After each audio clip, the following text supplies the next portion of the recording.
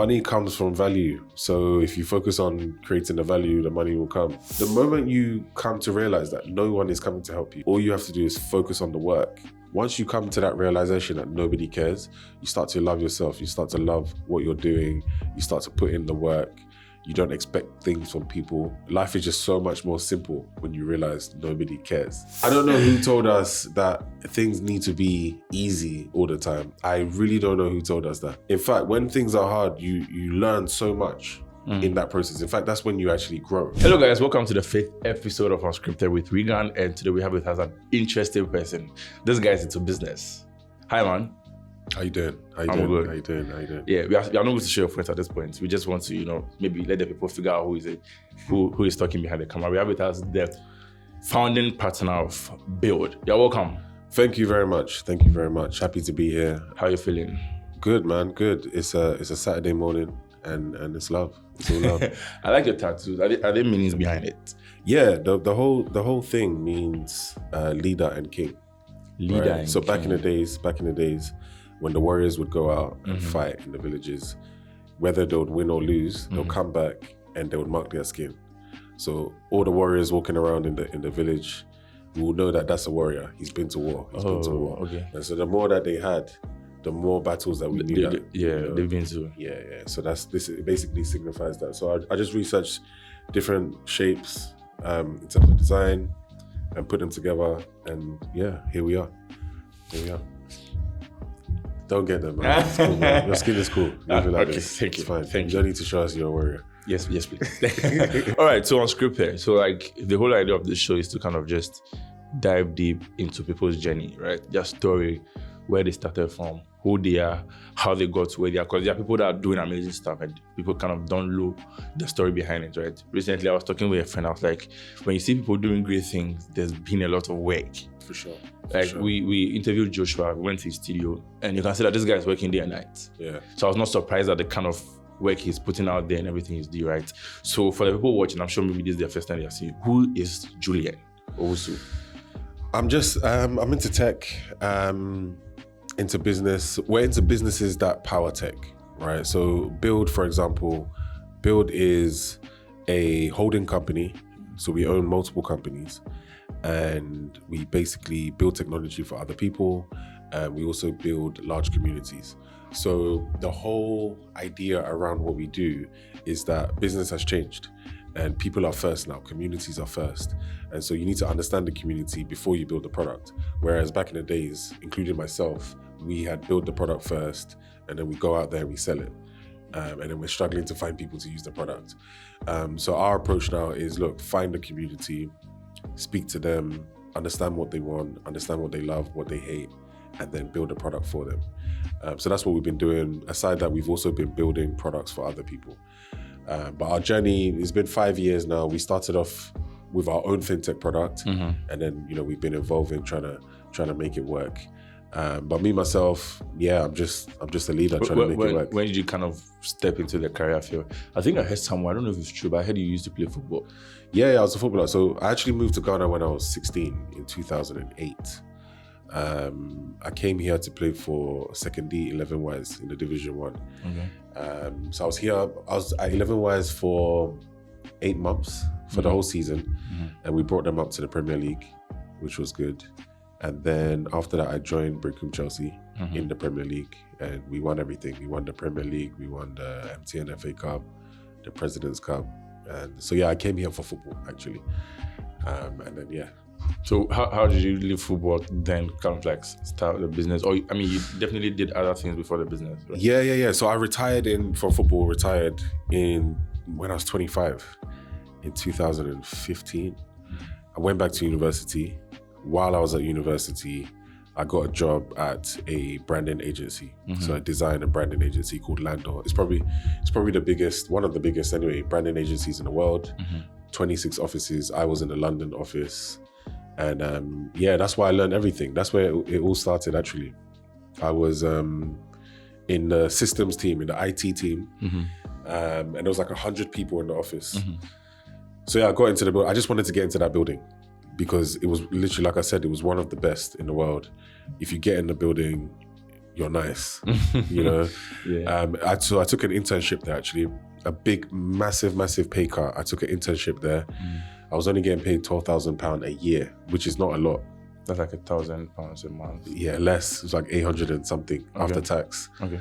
It wasn't a lot at all, but it got me in the building.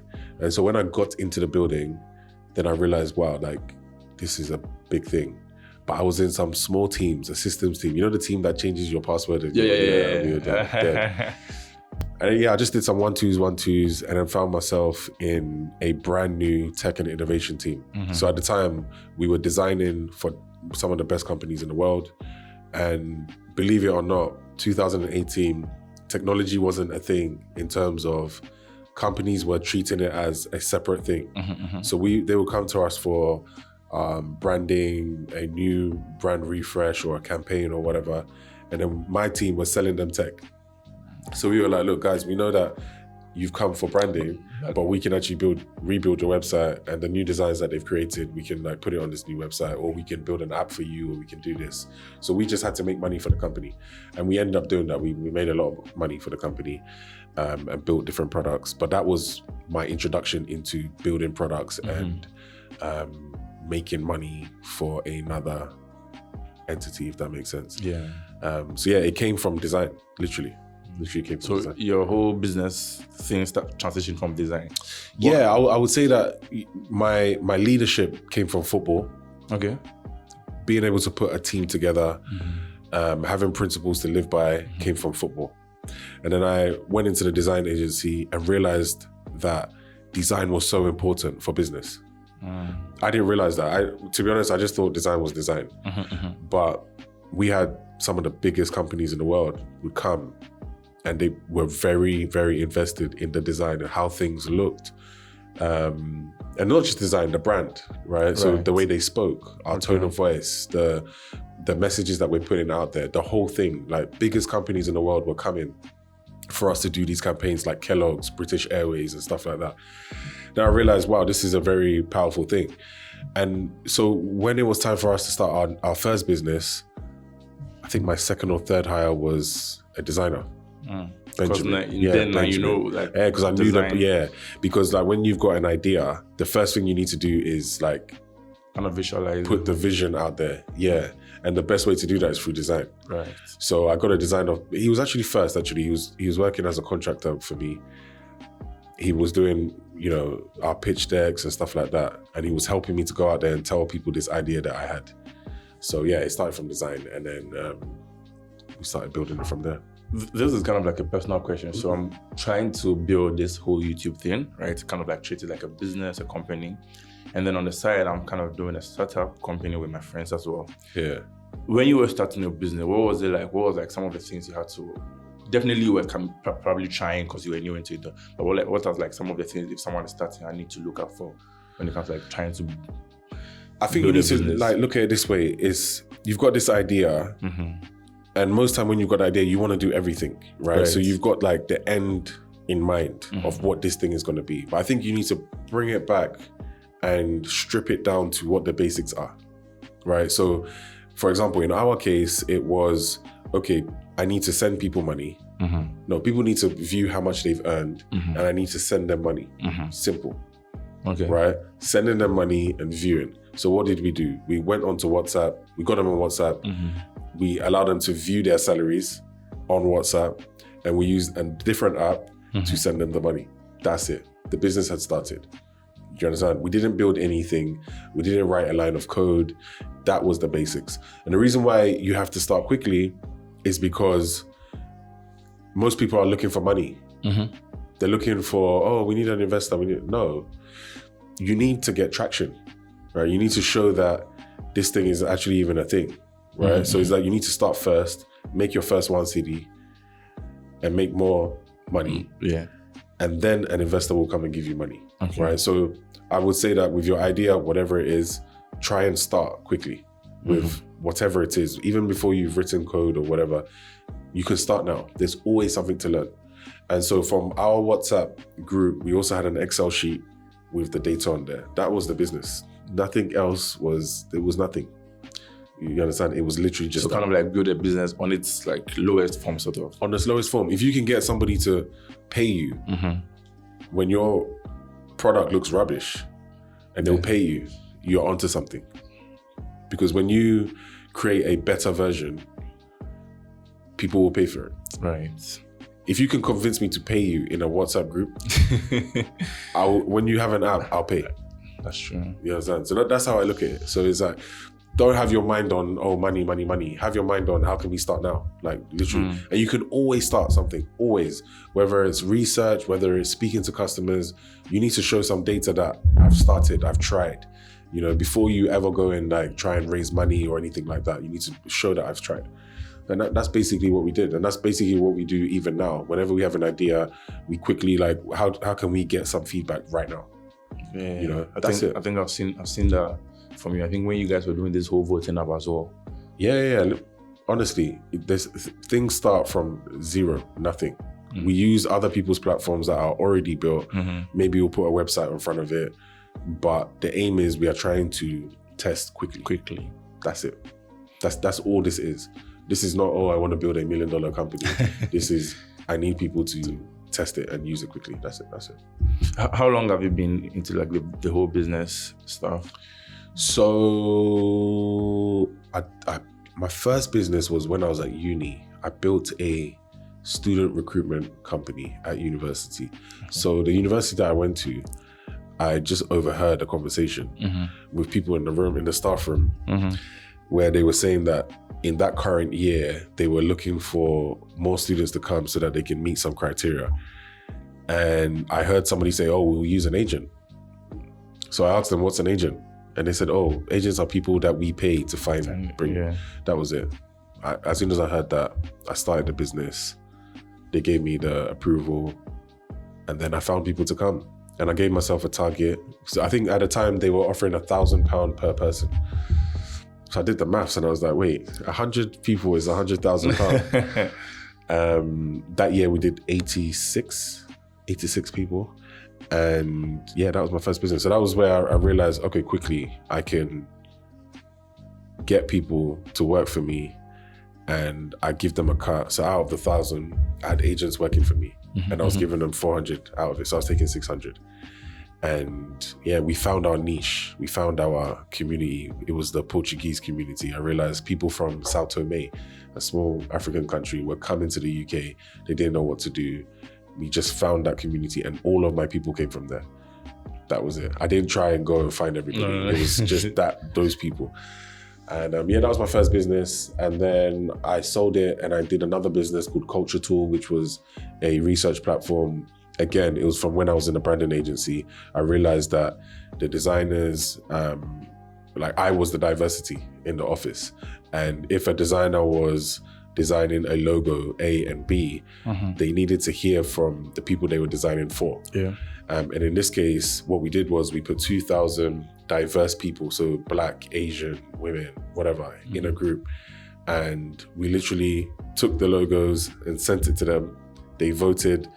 We put the results and gave the result. That was it. We did that and again sold it after 6 months and then started a business in Ghana. So you just start business, sell it. That's what we did at the time. Yeah, that's what we did at the time. How is that process like? Because I think that would be like something I would like to try. Kind of like build something and then sell it. Well, even now, like we've built some platforms now in the last, 2 years where, people are out there trying to buy businesses, trying to buy apps, especially apps with some sort of potential or apps with some sort of customers. Like somebody out there will buy it and use their resources to take it to the next level. Yeah, there might be a business that lacks design, lacks marketing, lacks some sort of resource that you already have. Maybe you've got the setup already, and if I buy it and I put my setup on it, I can take it to the next level. Right. So there's a lot of stuff out there that people can do. At what point do you build a business to a point and say, okay, now I want to sell it? We never built to say, oh, we want to sell it. It was just coincidence that we just, in those two instances, the first one I sold to one of my friends. The second one, it was an investor who was going to come on board and then he had his own business and he said, okay, cool, we'll take it. That was that. And how do you value So the first one to my friend, I just made up a number, like literally just made that up, and he said yes. And the second one, it was just based off the customers that we had before. So we had 3 clients at the time. We had made XYZ, and we just times it by 4. That was the valuation. That was it. Like most things are made up, to be honest. At this level, anyway. At this level, most things are made up. Most valuations and things are actually made up. Interesting. So far in your journey, right? Building businesses, selling. What was like some of the challenges? Because where I'm sitting right now, right? Like I said, I'm trying to build a few things, and sometimes it looks like this thing is stressful, right? You have to manage people, you have to take up finances, so many things. What have been some of the challenges you've definitely not been like an interesting. What have been some of the challenges? Where do I start? That means it's a lot, bro. Ciao. Like honestly, I mean, first of all, I'm not out here trying to build and sell businesses. I'm actually trying to build and scale businesses. Okay. Those are just 2 examples, and I hope there's more. I hope more comes. But those are 2 examples. Bro, there's so many, man. Challenges. I mean, look, first of all, I guess finances is always a challenge, but I never talk about money. Like, I never actually talk about money. And the people around me, I don't actually talk about money. Why? Because money comes from value. So if you focus on creating the value, the money will come. And that's just what it is. If you focus on the money, you're not going to get the money. You have to focus on value, right? And so in focusing on value, I have to bring in the right people. I have to make sure we're in the right environment. So you've been to my space already. It's like I'm always trying to create a space, an environment that people can come into work and feel like they're coming to like learn, or they're coming to build instead of they're coming to work, if that makes sense. And in doing that, I've had so many challenges. How do I find the right talent? How do I keep the right talent?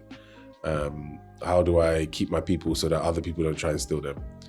But if I create the right environment, hopefully, even if people come, they'll be leaving because there's more money. They won't be leaving because they're moving to a better company, if that makes sense. But yeah, in doing all of these things, there's been so many challenges. Like I have challenges on a daily basis. But when it comes to like finances, right? How is it like? Yeah, you know what? And I was telling him earlier on, it's about longevity, and it's about surviving, right? You don't want to be in survival mode all the time, but you want to survive, right? You want to make sure that every year that goes by, you've got enough for payroll, you've got enough for this, you've got enough for that. And over the years, our philosophy has changed. At the beginning, we were very focused on just raising money. Recently, we're focused on producing money and making money and being profitable. But at the beginning, that wasn't what we were focused on. But yeah, when it comes to the money thing, I've always thought money is out there for me. I just need to find it. There's 7 billion people in this world, or probably more, and there's all this money. You're telling me that my money is not somewhere. Someone has my money, and so for me to find that money, I need to create the value so they'll give it to me. And if I continue creating the value and the people around me are creating value, we'll get the money. You understand? But it's not about the money. I'm in love with the value and the process of building. If that makes sense. So you control what you can control, and then the other things will come in. Other things will come. Like, literally. Think about it. Think about a period in your life when you've been the lowest financially. You always made it through, right? You didn't die. Yeah. Right? True. You had something to eat. Yeah. Always. Even if you were down to your last 100 cedis, you always made it through that month. Always. If you have that mentality of, I'm going to make it through anyway, regardless, so let me do the work. You do the work, the money will come. If that makes sense. So it's more about your mentality and the way you see things. I see a lot of people completely failing, and it's not that I am succeeding. I'm not. We're trying to make it work. But I see people completely failing and completely giving up because they have the wrong mindset. Not because they don't have money. It's the mindset. They're focused on the wrong thing. They're focused on the wrong thing. That's it. They're completely focused on the wrong thing. Oh, when is this person going to help us? Oh, we need this, the government, this, blah, blah, blah. No one's coming to help you. Nobody. And the moment you come to realize that no one is coming to help you, all you have to do is focus on the work and building. That's it. You'll be fine. Yeah, I 100% agree because I feel like, and people always don't agree when you say don't focus on the money because they're like, you got the money now, so you can see that. But I think most of the time you need to focus on what you can control. For example, when it comes to YouTube like this, I can't control the people that watch the listen. What I can control is producing good content. That's it. Providing value. That is going to attract the right people. When you click send or upload on YouTube, you don't know who's going to view it. No, you don't. But get your lighting right, get the design right, get your the team thumbnail right, good, get the ideas right. That's it. You'll be fine. True. You can't cheat. The game is the game. If you do these things, it will work. Simple. You understand? So yeah, it's everything. You mentioned talent, right? What do you look out for when you're hiring people? I maintain this. It's been 5 years. Maybe I should start looking at CVs, but I've never looked at a CV. Ooh, I should have applied for a job. Honestly, I've never looked at a CV. It's been more like, can they do the job? Because a CV is showing me where you've been. Yeah. I don't care where you've been. I care about, can you do the job now? Or are you willing to put in the work to be able to do the job in the future? So most times we get people to come in, or even before they come in, if you're a designer, for example, show us what you can do. And we'll give you a concept. We'll show you maybe this is how the app looks now. This is one of our problems. How can you solve it from a design perspective? There's some people that I please go to university and make sure your CV is good. If you're a doctor or something like that, I beg, please go. But there's some roles that I think a CV doesn't help. It's more about, can you do the job? And so for talent, I'm looking for that. I'm looking for people who are different. I'm not looking for people who, I don't know, it's like they've rehearsed what they're coming to say. They've rehearsed it. They've been fed certain information, so I just come to kind of provide. Yeah, I often look for people who have done different things or do different things on the side. Maybe they play an instrument, they do this at church, they're artists, they do this. Maybe they work in finance, but like they do art and stuff on the side. Like because it means that you're thinking. It means that you've got a diverse mind and you don't think in one way. So I'm definitely not looking for the traditional person who, everything is straight. I like the people who are different. Do you have a personal life, as in like, aside everything you do? I guess so. Well, I don't feel like I'm working. No. Why? I think everything, when you look at my life, like everything is together. My house is close to the office. I work out 3-4 times a week with my trainers. We walk in the same area. We do the same route. Everything is close to each other because it allows me to be productive that way. But yeah, I play football when I can. I'll go to shows when I can, but I'm not out like that, if that makes sense. So yeah, my life is my work. So I don't know. Your life is your work. And I don't feel like I'm working. I'm just living. I'm just enjoying what you're doing. Everything. I literally, I'm just living. I'm just living. Everything that I do just feels like I'm just living. I have a question. I don't know how to frame it, so let me try. I think it's similar to what I asked about if I'm trying to start a business. What are like key things I need to pay attention to? I don't know if it kind of makes sense. For example, let me use the YouTube as an example. If someone asks me, Raygan, I want to start a YouTube channel, what are some things I need to look at? Like, invest in good lighting, do this, get this. Like when it comes to like building a business. So far, what I've learned is, number one, do people need your product? Right? Have you identified the people that need your product? Right? Do they have a problem? Or is it just that you want to make money? That's the first thing. Number two is, whatever you're building, is it better than what they are already using? Okay. Number three, can they use what you are building? Right? So you could be building something that they need, but whatever you've designed or you've built, can they actually use it? Does it make sense to them? Because sometimes we build things in our offices or in our rooms or whatever, and we think it's perfect, but then when somebody tries to use it, they can't. So yeah, can they use it? And then just in general, are you adding value? And I think a very important one is, can it make money? Will people pay you for this? I think people, maybe we don't think about that enough, but is somebody willing to pay you 10 cedis for this every single month, every single day? How often are they going to pay you? How often do they need this problem? Do they have this problem? these are questions you really, really need to ask yourself, so that you don't waste your time doing something that doesn't make money, and then later you are begging people for money. It's like, you can actually build something now, today, without using other people's money. If that makes sense. It makes money because you've solved somebody's really hard problem for somebody. So these are some of the things I ask myself before I go in and start doing something. Can we pick like an idea, maybe look at how Julian would think about it through, and then maybe kind of transition it from an idea to maybe actually starting it? Sure, let's go. So let's use e-commerce or something like that. Right. Okay, point. Yeah, point. Okay, so point, we saw like places like Cantamanto, where people go for, like me, I would go there for certain things. I'll go and buy like boots or something from there, right? But the journey there is long. Like, I don't want to go there every week, right? So for me, it was like, how do we get the clothing and everything there onto an app and then add delivery and bring it to us? That's it. That's what we did. So it was, okay, at the beginning, instead of going to like onboard all of the vendors in Cantamanto, we literally bought secondhand clothing ourselves and ironed it and listed it on the platform.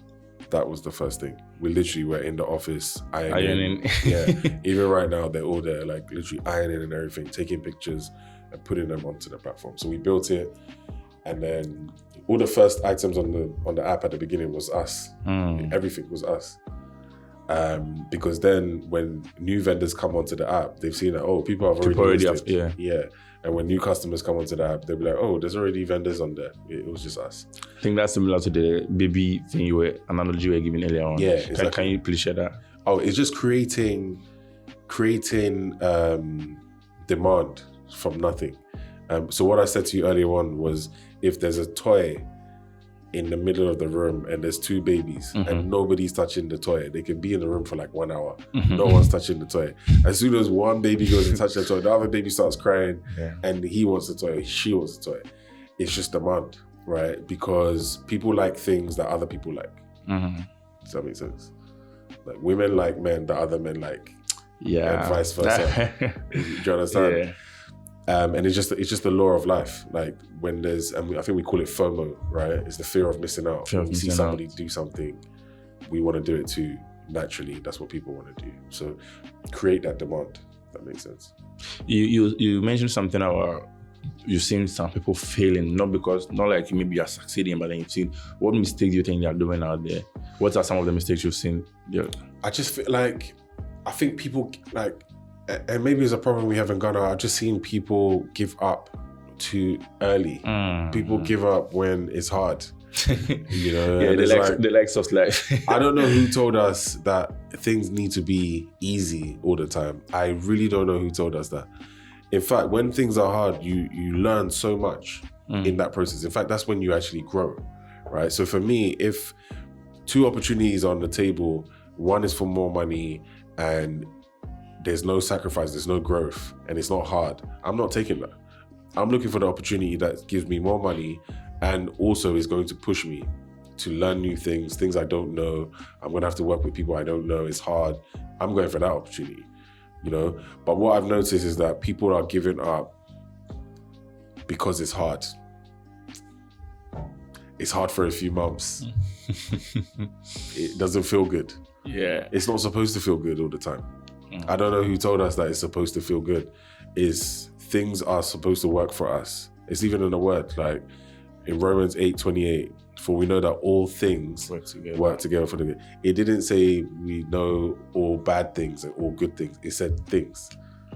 You understand? So I just feel like sometimes things are happening to us and because it doesn't feel good, we call it bad. It's not bad. It's just a thing.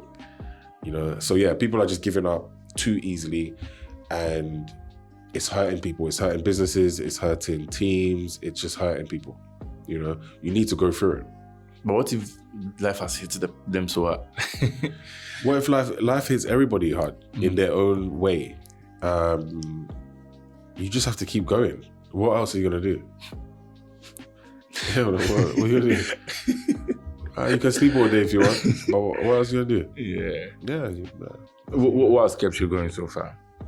What's kept me going? A few things. From a personal perspective, I'm not scared of many things, but what I'm scared of is growing old and looking back to me now as a 35-year-old and thinking, bro, you had all of these resources and you couldn't do more. All you had to do was do this. Right. So sometimes I think in 10 years' time, if I look back to now, what would I wish that I did? I literally think of that last time. And I think of the things and the people I have around me now. And that's what gets me going. Because I put myself in the future, look back at what I have right now. You don't want any regrets. I wake up. It's not that I don't want regrets, but it's just sometimes you've got everything you need right in front of you. But you don't realize it until later in the future. You look back and you're like, wow, we had the studio, we had the lights, we had the people, we had the internet. At that time, it was so easy to just put the content out there. Why didn't we do it? So that keeps me really going. And yeah, just like making sure that the people around me grow in their own personal careers, that keeps me going a lot. And that we are building things. I want people to look back and say, okay, they did what they said they were going to do and they built. And these are all the things that they've done. So that keeps me going. Yeah. Let's talk about build. Yeah. What you guys are building. What we're building right now, yeah. I love the word, yeah. Build, yeah. That was not planned, guys. Yeah, what was build? Was like the vision, the mission? Yeah. Right now we are building platforms for other people. This year, we're not going to be right now we're not looking at bringing in so many different companies that we're going to build for. Okay. We said we were going to stop at 10 because we're working on our own products as well. Okay.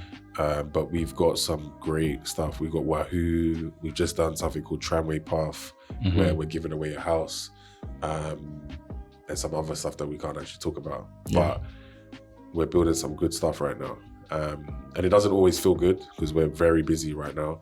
But I think when we look back at some of the stuff that we've done, we'll be happy. What's your plan with build? Where do you want to scale it? Because you mentioned building business and kind of scaling it up, right? Yeah, I'm hoping that we'll get to a point where either we've built multi-million-dollar companies, or we've bought multi-million-dollar companies, or we've created them.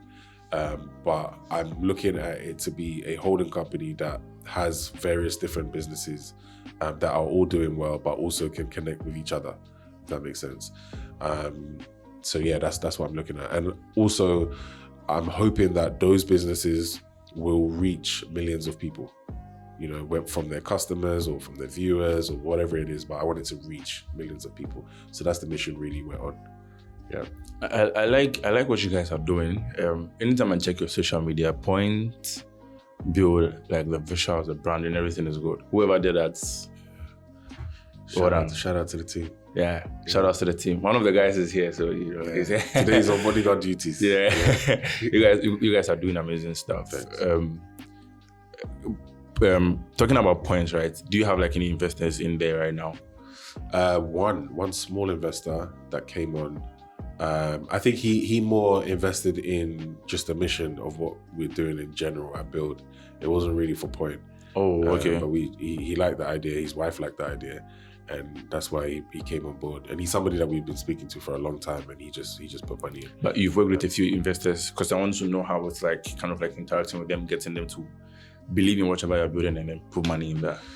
I think most investors probably invest in you first. I think they're invested in you, because you're the one that's building, right? So they want to know that the person they're giving the money to is actually going to make this work. They're not investing in the idea. Ideas don't work all the time. They mess up all the time, right? There's millions of ideas in our mind because we are the ones who are going to make it work. So people are not actually investing in the idea. They're investing in you. Are you going to bring the right people together? Are you going to hustle and get the customers? So it's not really about the idea, it's about you. So I think people's focus needs to be on becoming a better person, becoming a person that can go throughout this journey, because the journey is hard. You need to become that person, and money will follow you, actually. It would actually chase you down if you become that person. So yeah, that's where we are. So I've never I'm not out here trying to find investment. I said, that's not the mission. It's more, what are we building? Like, what are we doing that's adding value to other people? So yeah. What's your marketing strategy like? Because that's another thing I think you guys are actually doing very well. When we came to Point the last time, we saw the marketing, I think the head or something like that, the lady here. Yeah. How are you guys? What are you guys? So for her and for the whole marketing, I've just told them, look, I don't see marketing as a thing that we do. This is a campaign, that's a campaign. I think we're always marketing. Always. Every single time. Every time we go out, every time we post something on social media, we're always marketing. And I want them to see it like that. So once they can see it like that, every single element of a business should be marketing. So for us, we show behind the scenes of everything. We show how we're building. We're showing this, because most of the things that we're doing are digital, right? So if you compare the traditional way, for example, if I was going to buy a bottle of water, I would go into the shop and I would pick up the water physically and then pay for it. Whereas online, you can't feel the bottle. No. You can't feel it. So what can we do then? I think what we can do, instead of, because we can't get them to feel it, we can show them the process of how we built the bottle and show them that we care, show them that we researched, show them that we did all of these things to get this bottle to you. It's online. Do you want it? And that's just how we've seen it from day one, literally from day one. We've been shooting content so I can show people this is what I was doing. And it's funny because when we started business in Ghana, there was nobody I can look at to see how a business is built in Ghana. There's nobody.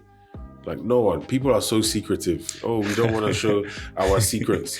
Bro, you don't have any trade secrets. Yeah. Right? It's only once in a blue moon, a Facebook or Instagram comes. Other than that, everyone is copying each other. We're all trying to make it work. But I saw nothing, zero online. So I said, you know what? I'm going to show what we do. And having that level of transparency sometimes, especially in a market like this, people are like, oh, you're showing too much, you're doing too much, you're doing... But the truth is, what is anybody going to do by us showing the stuff that we show? What are you going to do, really? Nothing. Oh, people might copy you. Okay. Copy. That's what I was going to say. All right, people might copy. But the thing about copying is, if I wanted to build a phone, for example, and I had the idea in my mind of how to build this phone, and somebody decides they want to copy me, you can try and copy, but you're going to copy that version of the phone. Yeah. Because it's in my mind. You can... I know this is version 1. True. Okay, you can copy version 1. Yeah. But next week I'll have version 2 out. By the time you've done version 1, I'll be on version 6. You understand? So you shouldn't be scared of people copying you. Yeah. Really. If the idea is really authentic to you, who is going to copy you and do it the way you do it? That's how I see it anyway. So I'm never scared of anyone copying anything.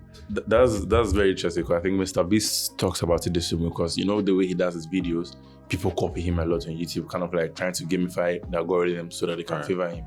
But then he's like, those people are just hurting themselves, because then they are not able to find their unique self. Yeah. Whereas for him, if you steal that idea, he's definitely going to come up with a new idea, because he has trained his mind to kind of work like that. Yeah. Absolutely. You play yourself when you copy, and everyone can see that this is the copy. This is copy. Yeah. Yeah. And you're stuck with that version forever. Yeah. So I hear that. You mentioned something about Secretive. I think that was something 1000 spoke about the last time he came here, that way he was also getting into the space, the creative space. A lot of people were gatekeeping information they didn't want to share. And I think it's all because of the copy. And people feel like if I put myself out there, people can just copy whatever I've done and can probably maybe come and pass me, or, something like that.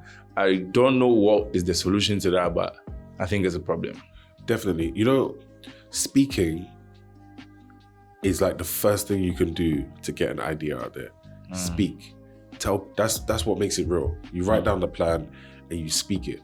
You go out there, you ask people, is this gonna work? This is what I'm thinking of doing.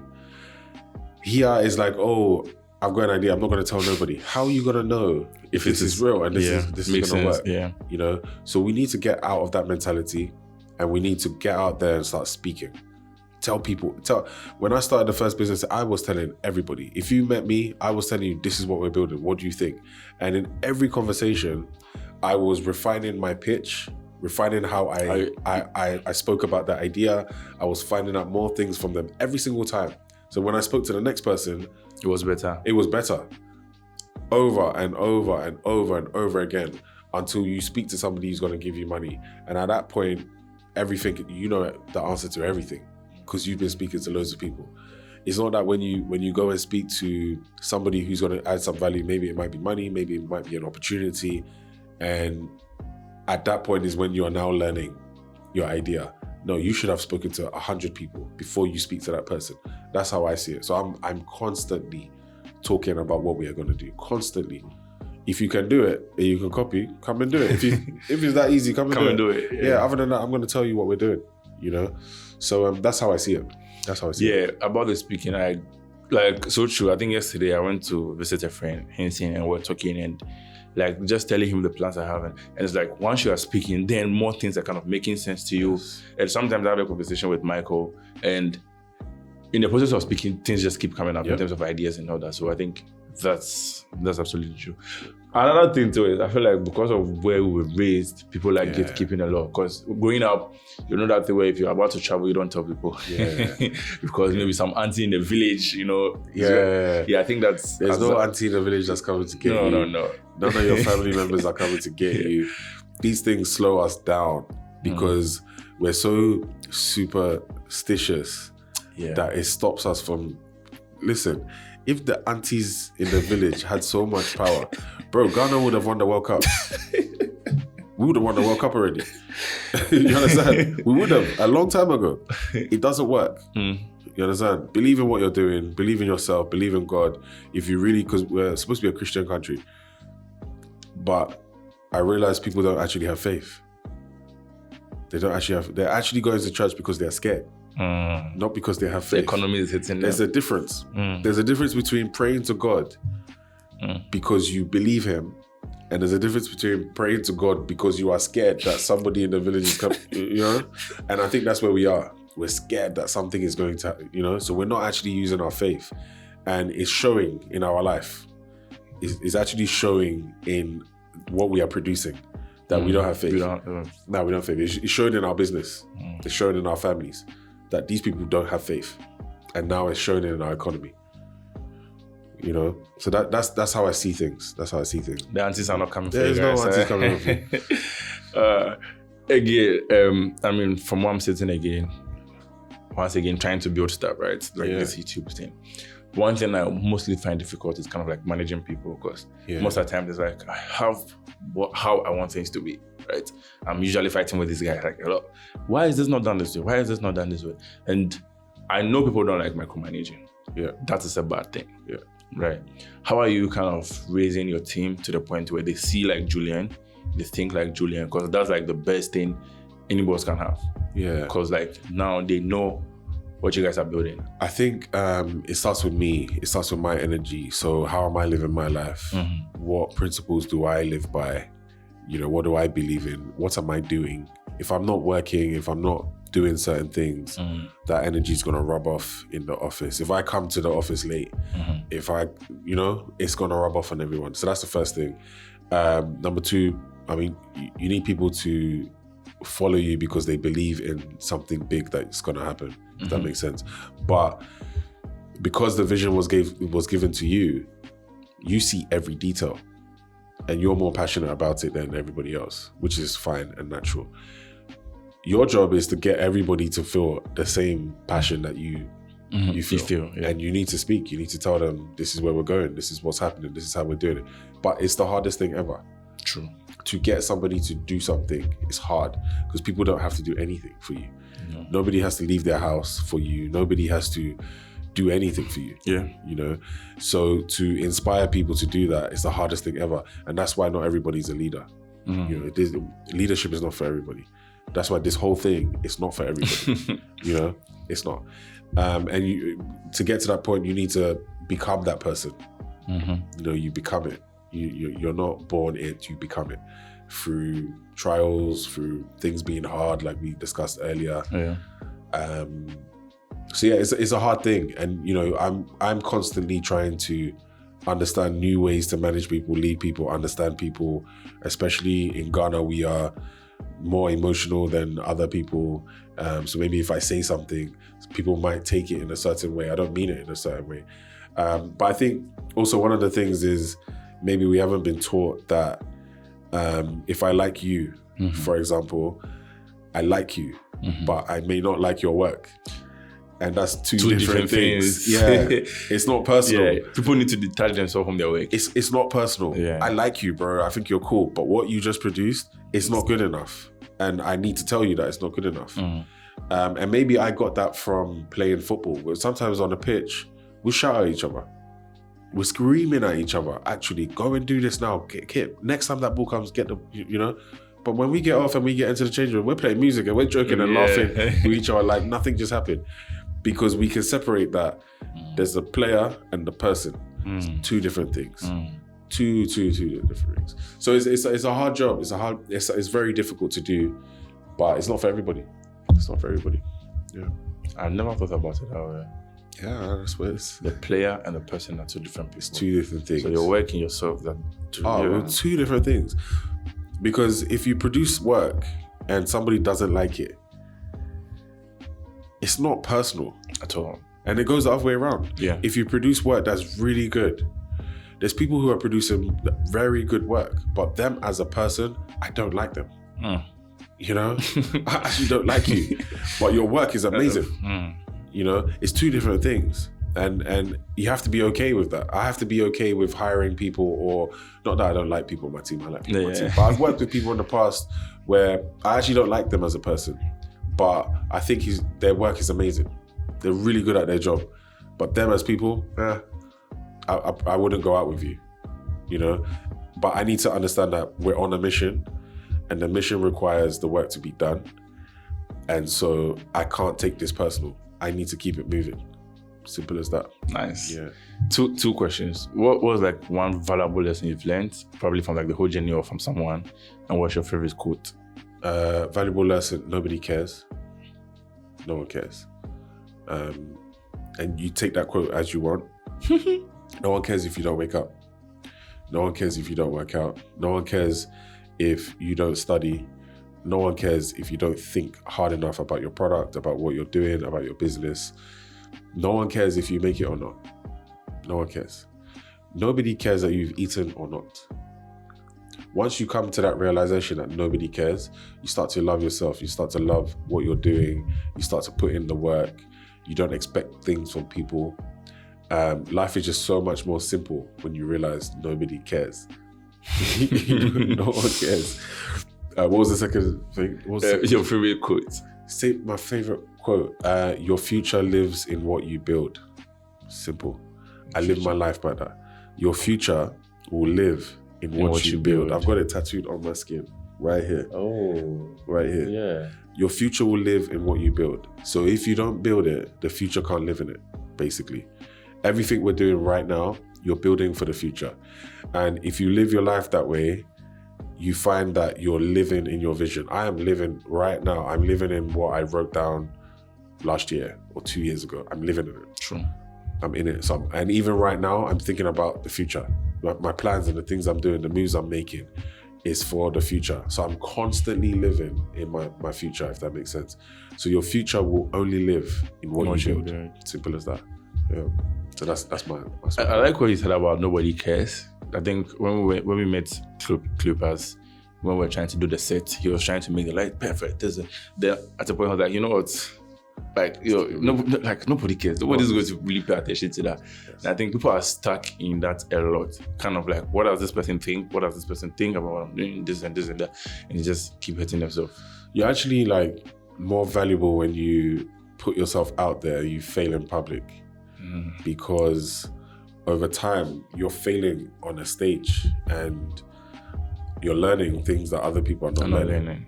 And over time, when we look back at, like, you can look on I've probably archived some, but you can look back at most of my posts and see what we've been doing for the last 4 years, 5 years. So you've seen the growth. And so that's value in itself. So when you get to a certain position, nobody can say that you haven't done or you haven't studied or you haven't learned. You know, so I would say people should put themselves out there more. Put yourself out there, fail in public, because really no one cares. No one's actually watching you. You know? Exactly. People think that people are watching them. No one's watching you. Yeah. You know, so put out the work. Like, you know, just do it. Well, we're wrapping up. We have one last session, but before that, for the people watching, right? Someone that wants to get into business, start a business, start something, whether a creative, a designer, developer, what's like one advice you'd give them? Just start. That's it. Just start. Just start. Please tell them. Just start the business or start the idea. Just start. That's it. Don't think too much. Just start. Yeah. Cool. I like it. It's a simple one. Yeah. Your future lives in what you build. Anyways, last session, I call it repeat and complete. Cool. So it's like rapid fire, sort of. So I will say a phrase, you repeat it and complete it. Okay, cool. Don't overthink. All right, Pretty cool. simple. Don't be like Cleopas. Really? Yeah, he was overthinking. All right, first one. When I'm not working, you can find me. When I'm not working, you can find me at home. One thing people will be surprised to know about me is... One thing people will be surprised to know about me is I can't smell. Yeah, mad. I can't smell nothing. Literally. I cannot smell anything in this. Do you use perfume? I don't. I use perfume, but I don't. But not for you. Yeah, it's for you. The first app I open in the morning is... First app I open my notes. Notes? Yeah, the note app. What's your reason? Because I need to look at what I'm going to do in the day. Okay. I journal in there. I think that's the best app in the world, actually. The notes app. Yeah, it's so simple, but everything is in that. You do app. journaling? I journal everything. What's happened last week, what I think is going to happen in the future, like anything. I write everything in that. Yeah, if somebody finds my phone. Yeah, that's what I was going to say. Like, I need to get your note idea. Yeah, you got everything. You got all my ideas, everything. Notes. If I could have any superpower, it would be? Ooh, that's a hard one. That is a hard one. Should I be invisible? Nah. That's a hard one, you know? That is a very hard one. If I could have any superpower, it would be... I don't even want to see the future, you know? I was going to say I'll see the future. I don't want to see the future. Ooh. That's a hard one. I don't want to say something that I'll think later. I can't answer that question. So you can't continue. You can think about it when you get home. My favorite way to unwind after a long day is listen to music. Yeah, I like to listen to music. If I could travel anywhere in the world right now, I would go to Japan. What's I your want to reason? go to Japan, man. I want to see the anime. I want to see everything. Like literally, I think Japan is, shout out to my anime guys. See what this guy, his bodyguard.